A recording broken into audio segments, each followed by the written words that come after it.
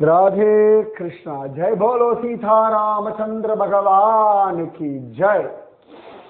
श्री राम जय राम जय जय राम।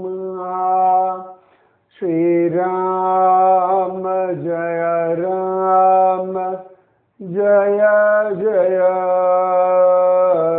राम। जय बोलो सीता रामचंद्र भगवान की जय। जय बोलो राष्ट्र गुरु समर्थ रामदास स्वामी की जय। जय बोलो वीर धीर सूर आंजनेय स्वामी की जय। जय बोलो स्वराज्य सिंहासनाधिपति छत्रपति शिवाजी महाराज राजे की जय। जय हिंद। भारत माता की जय। समर्थ ராமதாசர் எந்த ஒரு விஷயத்தையும் தீர்க்கமா ஆலோசனை பண்ணி அதுல ஒரு தெளிவோட ஒரு டிசிஷன் எடுக்கிறார். எல்லாராலையும் இது பண்ண முடியும். முதல்ல அதுக்கு மனசு நிதானத்துல இருக்கணும். நிதானத்துல இருக்கிறதுக்காகத்தான் விடாம நாமஜபம் பண்ணுங்கோ, பகவத் தியானம் பண்ணுங்கோ அப்படின்னு சொல்லிட்டு இருக்கோம். நீ எத்தனைக்கு எத்தனை உங்க மனசு வெளியில சுத்துறதோ அத்தனைக்கு அத்தனை ஒரே பரபரப்பான்னு இருக்கும். எத்தனைக்கு அத்தனை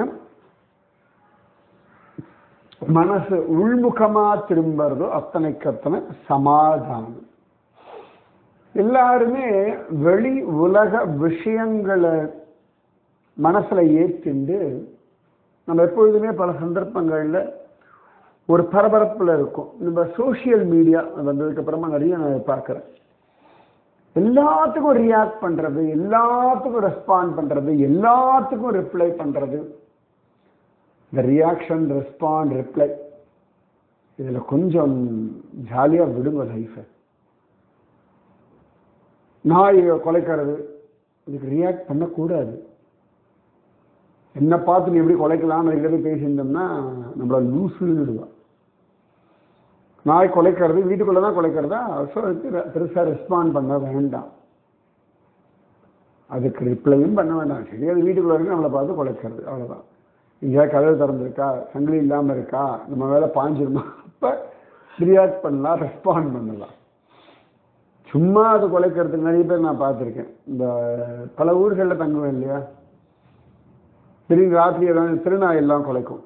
உடனே எல்லாரும் சரி இன்னொருத்தர் நாயெல்லாம் ராத்திரி தான் குறைச்சிட்டே இருக்கு அப்படின்னா நான் சொல்றேன், அதோட டெரிட்டரிக்குள்ள இன்னும் திருநாய் வந்திருக்கும், இல்லாட்டி ஒரு பூனை வந்திருக்கும், ஏதாவது பாம்பு வந்திருக்கும், எப்பயோ ஒன்றுக்கு கொலைக்கிறது. அது இதுக்குதான் போய் டென்ஷன் எடுக்க முடியாது அப்படின்னு சொல்லுவேன் நான். அப்ப அது பாட்டு கொலைக்கிறது, அவ்வளவுதான். நாம நம்ம விஷயத்துல கவனம் வைக்கணும். சில பேர் நான் பார்த்துருக்கேன், சொல்லுவா நான் ராத்திரி படுக்கும்பொழுது தான் வேணுட்டே அந்த நாய் கொலைக்கிறதுன்னு தான். அந்த நாய் கொலைக்கிறதுக்கும் இவா படுக்கிறதுக்கும் ஏதாவது சம்மந்தம் இருக்காது. அவா பக்கத்து போய் படுத்து அது கொலைச்சா சரின்னு சொல்லலாம். இவா வீட்டுல பெட்ரூம்ல படுக்கிறான். நான் சொல்லுவேன், சில பேர்ல சொல்லுவேன், நீ உன் வீட்டில் படுக்கிற, அது தெருவில் கொடுக்குறது, எங்கேயாவது லிங்க் இருக்கா? மொட்டை தலைக்கும் முழங்காலுக்கும் முடிச்சு. சில பேர் லைஃபே இப்படித்தான். எல்லாத்துக்கும் ஒரு சம்பந்தம், எல்லாத்துக்கும் ஒரு ரியாக்ஷன், எல்லாத்துக்கும் ஒரு ரிப்ளை, எல்லாத்துக்கும் ஒரு ரெஸ்பான்ஸ். சூரியன் நல்லா 12 மணிக்கு வெயில் ஃப்ரீன்னு அடிக்கிறார். நான் அவரை போய் 4 கேள்வி கேட்குறேன்னு சொல்லிட்டு மொட்டை மாடியில் நின்றுண்டு, இல்லாட்டி காவேரி கல்லில் நின்றுண்டு சூரியனை பார்த்து கற்றுன்னு கத்தின்னு இருந்தோம்னா அவர் கோச்சிக்க போறாரா? அவர் ரியாக்ட் பண்ண போறாரா? ரெஸ்பாண்ட் பண்ண போறாரா? ரிப்ளை பண்ண போறாரா? ஒன்றும் கிடையாது. கொஞ்ச நேரம் நம்ம சுருண்டு விழுந்துருவோம் இந்த வெயில். இதான் நடக்கும். அப்போ அது அவசியம் இல்லை இல்லையா? சரி, வெயில் அடிக்கிறது கொடை எடுத்துக்கோங்க, நிழலில் நின்றுக்கோங்க, வீட்டுக்கு ஏசியில் காரில் உட்காந்துக்கோங்க, வெளில போக வீட்டில் உட்காந்துக்கோங்க. இவ்வளவுதான். உலகத்தில் உங்களுடைய லிமிட்டேஷன் என்னவோ அதில் ஒழுங்கா ஆனந்தமா நிம்மதியா திருப்தியா சந்தோஷமா வாழ்வதற்கான உரிமை மட்டும்தான் உங்களுக்கு கொடுக்கப்பட்டிருக்கு. மற்றவர்கள் இப்படிதான் இருக்கணும், இப்படிதான் நடந்துக்கணும், இதுக்கெல்லாம் பெரிய விலையெல்லாம் கிடையாது. நீங்க வேணா சொல்லிக்கலாம், அன்னைக்கு வாரம் இப்படி இருக்கிறதெல்லாம் பிடிக்கல, இன்னைக்கு வாரம் நடக்கிறதெல்லாம் பிடிக்கல. யார் உங்களை கேட்டா? யார் உங்களுக்கு ரெஸ்பாண்ட் பண்ண போறா? ஒன்றும் கிடையாது. அதனால அதனால உங்களுடைய எண்ணங்கள், உங்கள் வாழ்க்கை, உங்கள் நேரம், உங்கள் ஆரோக்கியம், உங்கள் மகிழ்ச்சி, உங்கள் குடும்பத்தின் நலம், இதுல கவனம் வைங்கோ. நீங்க அதையும் தூங்க போற ரைட், இன்னைக்கு தெரிஞ்சதெல்லாம் நான் பண்ணேன், சிலது தப்பா பண்ணேன், சிலது சரியா பண்ணேன், சிலது திருப்தியா பண்ணேன், சிலது ஒழுங்கா பண்ணேன், சிலது எனக்கு ஒரு அதிருப்தி, இவ்வளவுதான். இதெல்லாம் எமோஷன்ஸ். தூக்கம் வந்தால் தூங்க போறீங்க. அதுக்கப்புறம் இந்த எமோஷன்ஸ் ஒன்றும் கிடையாது, எல்லா எமோஷனும் செத்து போயிடும். அவ்வளோதான், அவரோட எக்ஸ்பைரி பீரியட் முடிஞ்சு போயிடுது. நீங்கள் தூங்க ஆரம்பிச்சோன்னே ஒவ்வொரு எமோஷனாக எக்ஸ்பயர் ஆகிடும். அது ரொம்ப டீப்பாக போனால் அது அப்படியே சொப்பனத்திலேயே வரும். அது திருப்பி காத்தால இருந்தாலும் திருப்பி நீங்கள் அதை அப்படியே ஃப்ரெஷ்ஷாக கொண்டு வரும். அந்த கோபத்தையோ தாபத்தையோ பயத்தையோ கில்ட்டி ஃபீலிங்கோ அது முடிஞ்சாச்சு. அது என்ன வேணா இருக்கணும். இப்பொழுதிலிருந்து வாழ பழகுங்கள். எவ்வளவு நரக வேதனைகள் இருக்கு, இவ்வளவு நரகங்கள் இருக்கு, அதை நினைச்சிட்டு இப்ப இருக்கிற டைம் நரகமாக்கிக்கப்படாது. நிறைய பேர் நான் சொல்லுவேன், இமயமலையில உட்கார்ந்து எதையோ யோசிச்சுருக்காரு, இமயமலை சும்மா பாருங்க, அதுவே சந்தோஷம். யூ ஆர் இன் ஹிமாலயாஸ் அப்படின்னு சொல்லுவேன் நான். அப்ப அந்த நிதானம், அந்த ஒரு தீர்க்கம், அந்த ஒரு தீர்மானம், இது பை பிராக்டிஸ் வரும். நீங்க அதுல கவனம் வைக்கணும். என்ன தெரியுமா, நிறைய பேர் நான் பார்த்திருக்கேன், குருஜி நீங்க சொல்லுங்க குருஜி, அதாவது தனக்கு எப்பொழுதெல்லாம் விஷயங்கள்ல டெசிஷன் எடுக்க டவுட் வருதோ, பயம் வருதோ, பயம் டவுட் இருக்கிறத விட பயம், இப்படி பண்ணா தப்பாயிடும் ஒரு தீர்மானம் இருக்கு, அப்ப கொண்டு குரு தலை அக்ஷதையை போட்டுறது, நீங்க சொல்லுங்க அப்படின்னா. இதே நீங்க என்ன சாப்பிடணும் குரு கிட்ட கேட்கிறாளான்னு, இந்த ஹோட்டலில் மசாலா தோசை சாப்பிடலாமா கூடாதான்னு கேட்கவா போறா? இது யாராவது சொந்தக்கார கல்யாணத்தை போய் அம்பு பேசுறதை பற்றி என்கிட்ட கேட்டுட்டா பேசுகிற குரு, நான் இன்னைக்கு கல்யாணத்துக்கு போகிறேன், அங்கே 4-5 பேர் வருவா, நல்லா வம்பு பேசுவான், ஒரு 1/2 வம்பு பேசிக்கிட்டு என்கிட்ட கேட்கவா போறா?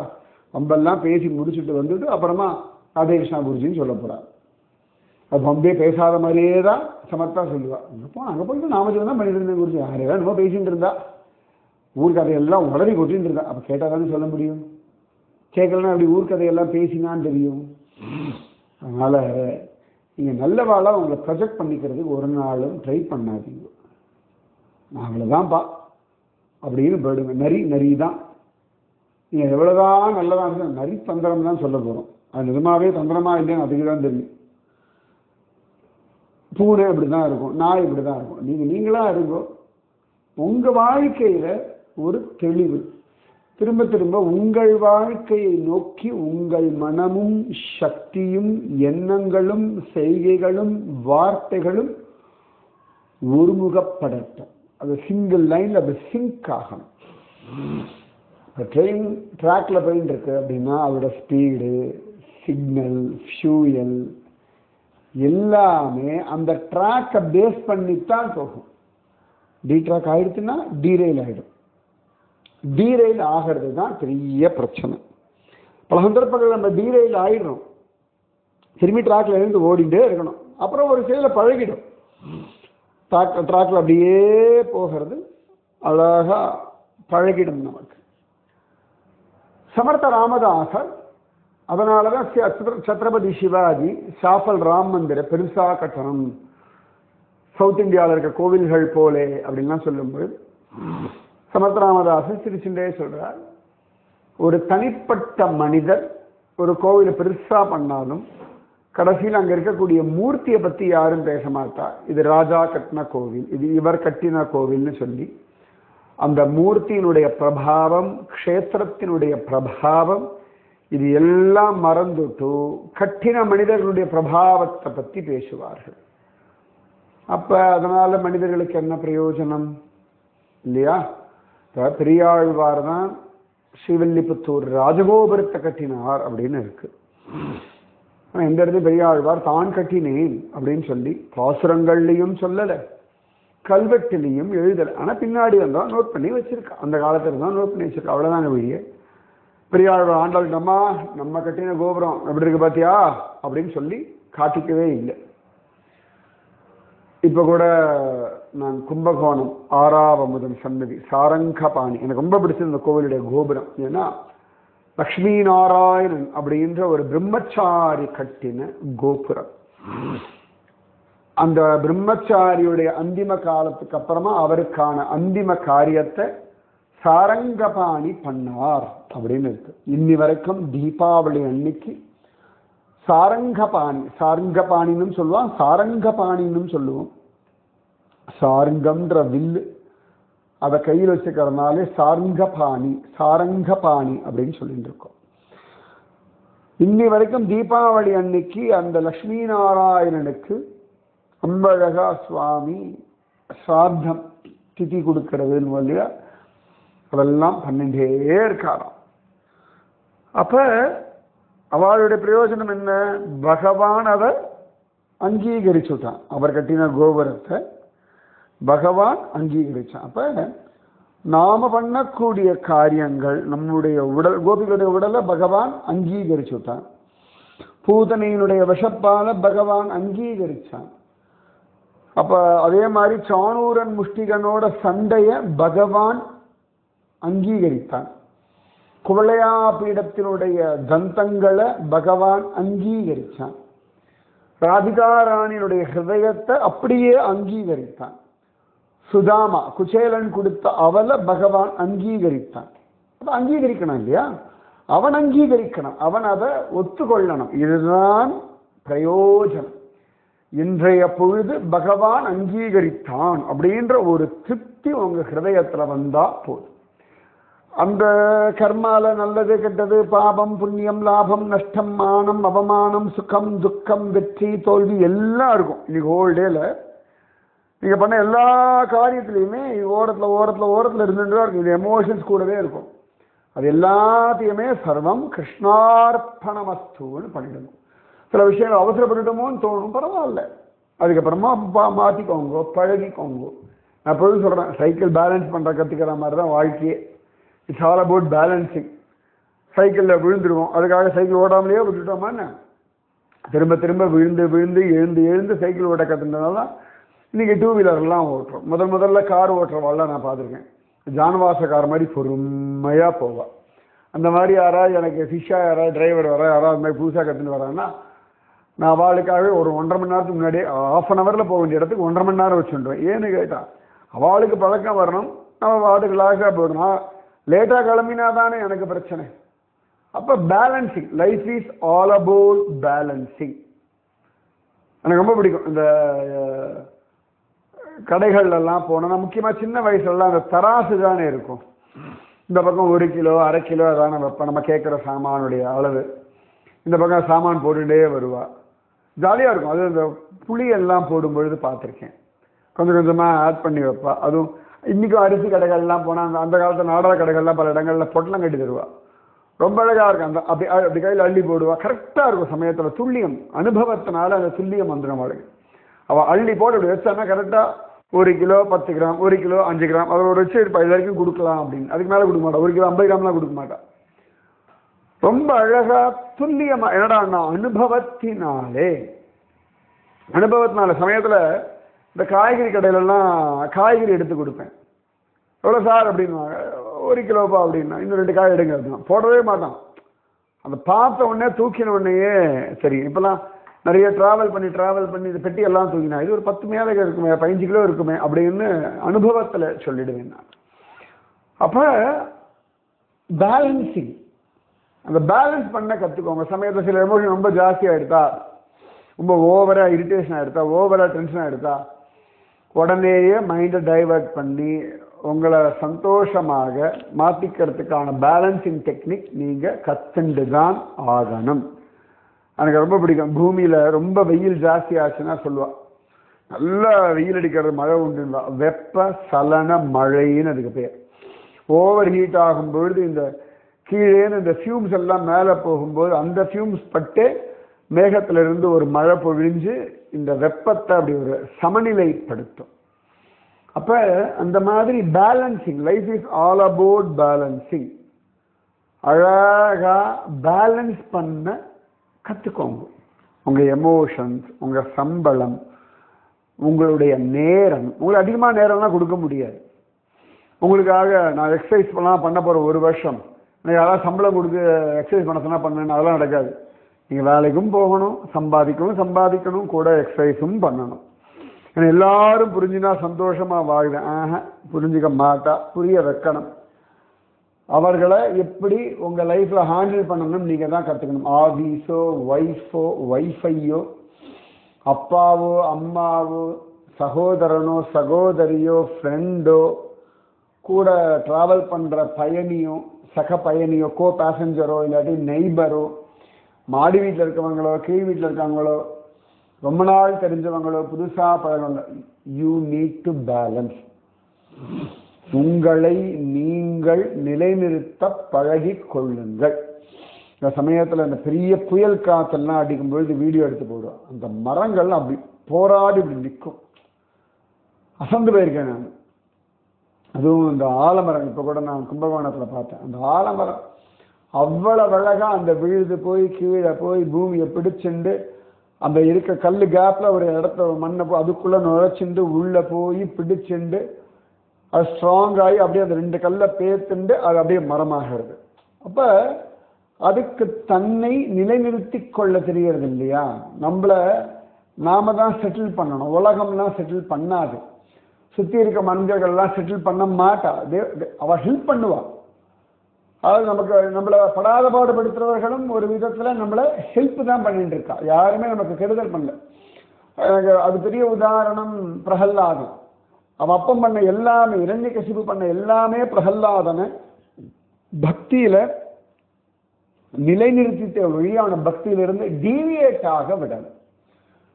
ஸோ நம்மளை திட்டவர்கள், நம்மளை அவமானப்படுத்தக்கூடியவர்கள் எல்லாருமே பார்த்தோம்னா ஏதோ ஒரு விதத்துல நாம் நம்மளை நிலைநிறுத்துவதற்காக நம்ம செட்டில் ஆகிறதுக்கு தான் உலகம் வேலை பண்ணி கொண்டே இருக்கு.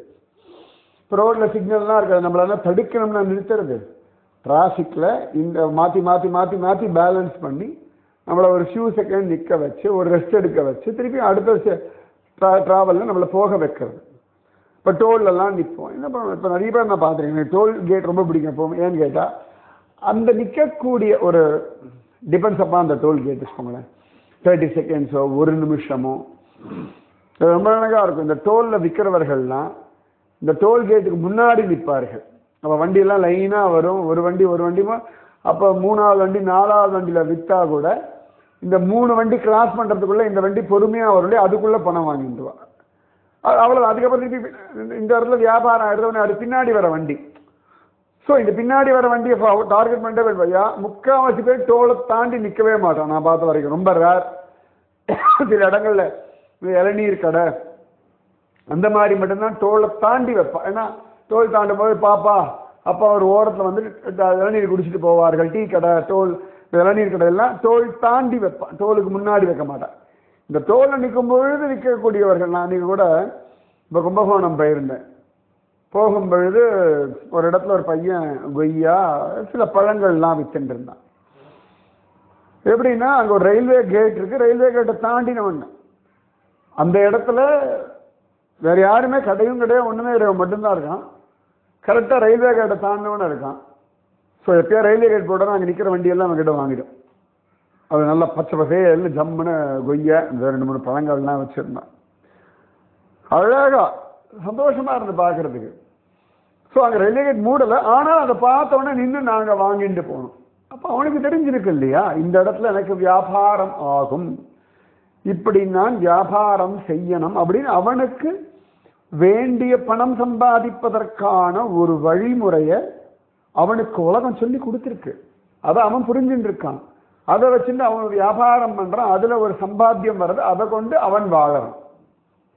இது ரொம்ப நியாயமான ஒரு விஷயம் தானே. அன்னைக்கு கூட தாம்பரம் ஸ்டேஷன்ல உட்காந்துட்டு மேலே பார்த்துட்டு இருந்தேன். அழகா ஒரு இடத்துல இந்த மேலே ரூஃப் எல்லாம் இருக்கும் இல்லையா, ஷீட் போட்டு தானே வச்சிருப்பா. அந்த இடத்துல நிறைய அந்த அயன் ராட்ஸ் எல்லாம் போட்டு தானே ரூஃப் இது பண்ணியிருப்பா, லிங்க். அழகா அந்த இடத்துல ஒரு கேப்பில் ஒரு காகம் அவ்வளோ அழகாக அங்கே எல்லாமோ குச்சியெல்லாம் கொண்டு வந்து சூப்பராக ஒரு கூடு கட்டி அது அழகாக உட்காந்துட்டு இருக்கு, அதுவும் அதோட ஜோடியும். அப்போ அதுக்கு தெரியல இந்த இடத்துல நான் சர்வைவ் பண்ண முடியும் அப்படின்னு. அப்போ இந்த சர்வைவல் வாழ்வதற்கான ஆதாரமான விஷயங்கள் எல்லாமே உலகத்தில் இருக்கக்கூடிய எல்லா ஜீவராசிகளுக்குமே இந்த உலகம் சொல்லி கொடுத்துட்டு இருக்கு. எனக்கு வாழ தெரியலை நீங்க சொல்ல முடியாது, நீங்க கவனிக்கலை, இன்னும் கவனம் வையுங்கள்.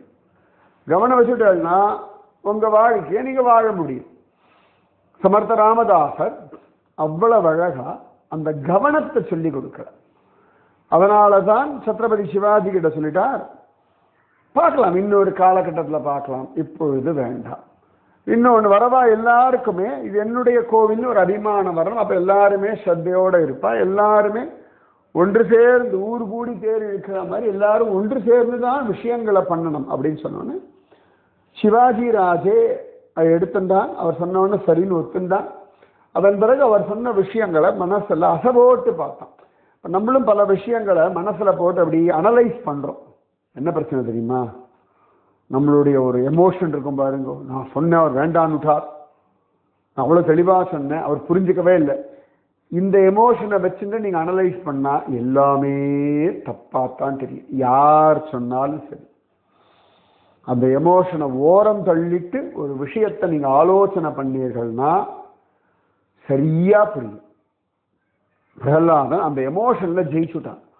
அதனாலதான் அவ அப்பா என்ன பண்ணாலும் அவனுக்கு கோபமோ தாபமோ வெறுப்போ சந்தேகமோ பயமோ குழப்பமோ வரல.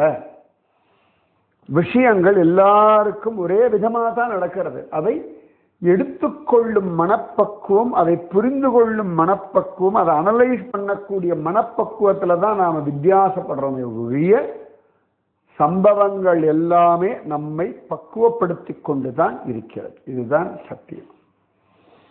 சமர்த்த ராமதாசர் இவ்வளவு பெரியவர், இவ்வளவு அழகா சிவாஜி ராஜேக்கு சொல்லிட்டார். இன்னொரு சிவாஜி ராஜே விஷயமே சொல்றேன்.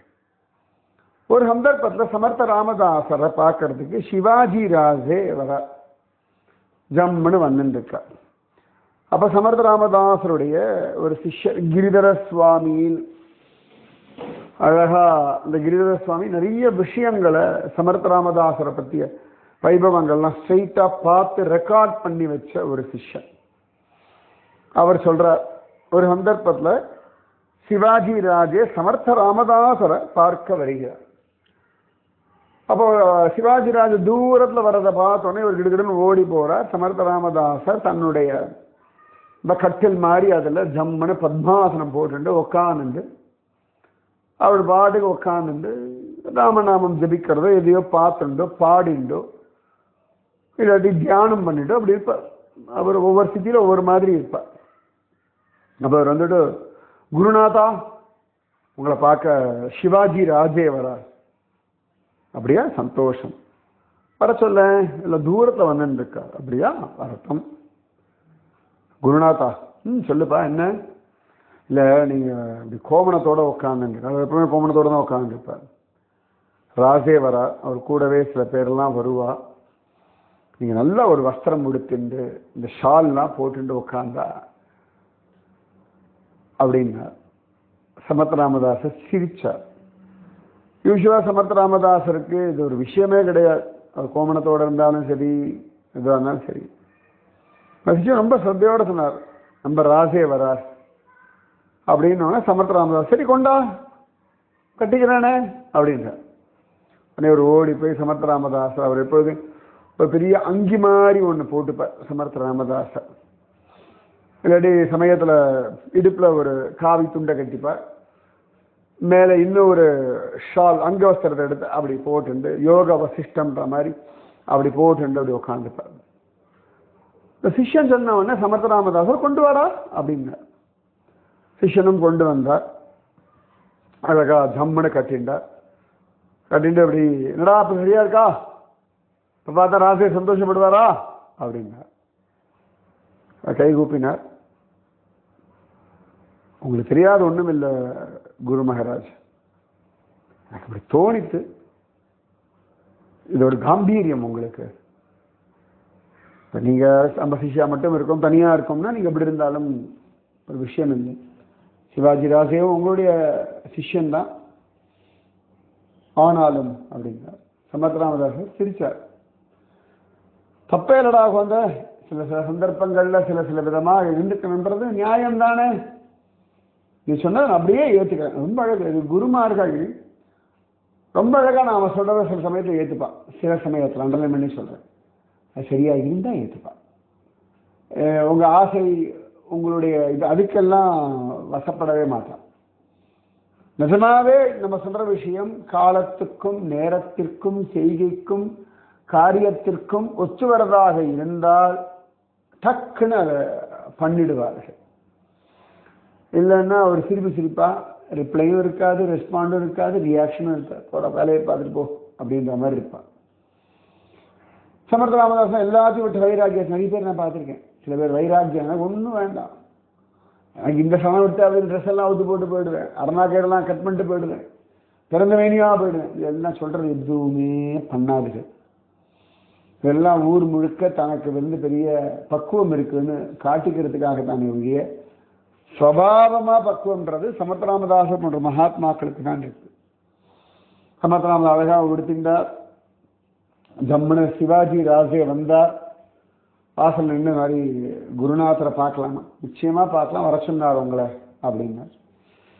உடனே சிவாஜி ராஜே சந்தோஷமாக வந்தார். சமர்த்தராமதாசர் கம்பீரியமாக அந்த வஸ்திரம்லாம் உடனே சிவாஜி ராஜேவுடைய முகம் அப்படி மலர்ந்து போச்சா, நம்ம குருநாதர் இப்படியெல்லாம் அலங்காரம் பண்ணி ஜம்முன்னு இருக்கார். அது ஒரு ஜம்முன்னு நிஜமாவே. நான் அதில் என்ன ரொம்ப இம்ப்ரெஸ் பண்ணது ஸ்ருங்கேரி ஆச்சாரியா.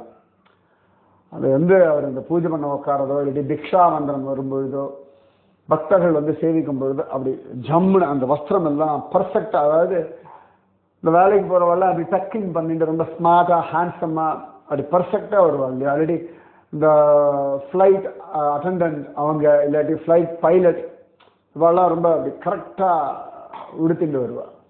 அந்த மாதிரி வருவார் நம்ம ஸ்ருங்கேரி ஆச்சாரியா. ரொம்ப கரெக்டாக அந்த ஃபில்ஸாக இருக்கட்டும், அந்த தழைய வேஷ்டி கட்டியிருப்பார். அது சும்மா ஏனோ தானோன்னுலாம் இருக்கார். ரொம்ப க்ளீனாக அப்படியே அந்த தலைமையில் அந்த முக்காடு போட்டுக்கிறதா இருக்கட்டும், அந்த சன்னியாச தர்மப்படி அமேசிங். அது மாதிரி குருஜி அம்மா நான் பார்த்துருக்கேன். ரொம்ப அழகா தலைவாரிண்டு நான் சமயத்தை கிண்டல் பண்ணுவேன். குருஜி அம்மாவோட கடைசி காலத்துலலாம் அம்மாவுக்கு தலைமுடி ரொம்ப கொட்டி எலிவாள் மாதிரி இருக்கும். எனக்கு அந்த எலிவாள் என்னத்துக்கு எப்படிங்க, அட இருக்குல்ல பின்னிக்கிறேன், உனக்கு என்ன போச்சு அப்படி நான் சொல்ல சமயத்தை கிண்டல் பண்ணுவேன். என் குடுமி இதை விட பெருசுன்னு நீ பின்னிக்கோ அப்படின்றவா குருஜிமா. அவ்வளோதான். கடைசி வரைக்கும் அந்த ஒரு அம்மா ஒரு ஸ்டேஜில் அவங்க குருஜிமா மெடிசார் கட்டம் உள்ள ஒரு பேண்ட் ஷர்ட் அப்படி தான் போட்டுருந்தாங்க. பட் அதில் கூட ஒரு நேர்த்தி இருக்கும். அந்த ஒரு நேர்த்தி வேணும் இல்லையா? சமர்த்தராமதாசர் கோமணத்தை கட்டின உட்காந்தாலும் ஒரு நேர்த்தி இருக்கு, ட்ரெஸ் பண்ணுறது உட்காந்தாலும் ஒரு நேர்த்தி இருக்கு, பிக்ஷை எடுக்க போனால் ஒரு நேர்த்தி இருக்கு, உபதேசம் பண்ணால் ஒரு நேர்த்தி, அந்த ஃபைன் டியூனிங், அந்த நேர்த்தியை பார்த்து சிவாஜி ராஜ் அசந்து போனான். மீதி விஷயம் நாளைக்கு. ராதே கிருஷ்ணா. ஸ்ரீராம ஜய ராம ஜய ஜய ராம, ஸ்ரீராம ஜய ராம ஜய ஜய ராம. जय बोलो सीता रामचंद्र भगवान की जय. जय बोलो राष्ट्र गुरु समर्थ रामदास स्वामी की जय. जय बोलो वीर धीर सूर आंजनेय स्वामी की जय. जय बोलो स्वराज्य सिंहासनाधिपति छत्रपति शिवाजी महाराज राजे की जय. जय हिंद. भारत माता की जय. राधे कृष्णा.